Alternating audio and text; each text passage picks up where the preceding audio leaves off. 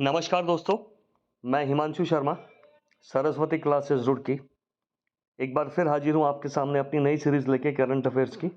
जैसा कि आपको ज्ञात है कि उत्तराखंड लोक सेवा आयोग अब वनडे के एग्ज़ाम्स कराने वाला है। इस कड़ी में सबसे पहला एग्ज़ाम होगा उत्तराखंड पुलिस का और इसके बाद अगला एग्ज़ाम फिर फॉरेस्ट गार्ड का है और फॉरेस्ट गार्ड के बाद अगला एग्ज़ाम पटवारी और लेखपाल का होने वाला है।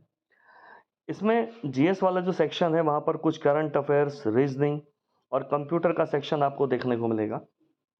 मेरे को लगता है 8 से 10 क्वेश्चन इसमें इन तीनों सेक्शन से आने चाहिए और बच्चे काफ़ी परेशान हैं कंप्यूटर को लेके और करंट अफेयर्स को लेके। तो हमने डिसाइड किया कि इसमें बच्चों की हेल्प की जाए।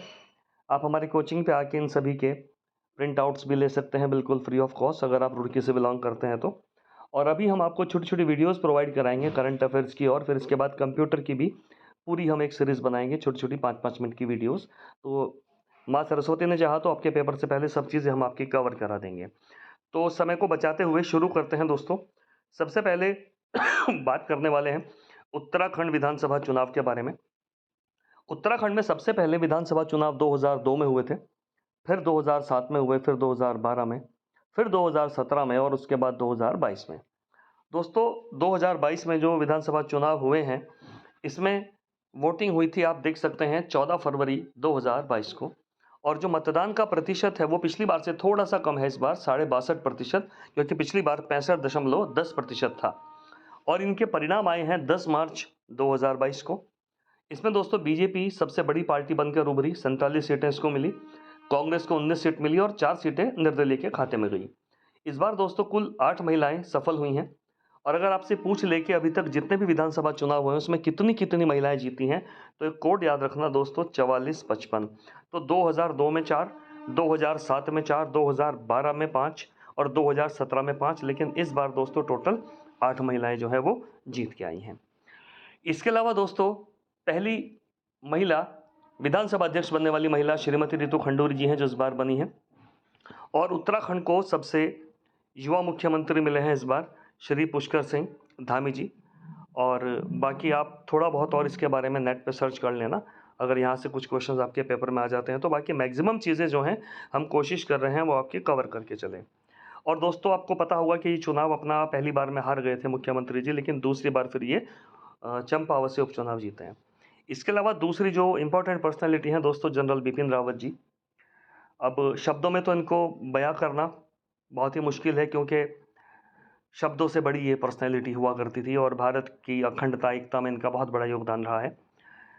इनका जन्म 16 मार्च 1958 को पौड़ी जिले में हुआ था और इनका जो निधन है वो 8 दिसंबर 2021 को हुआ है।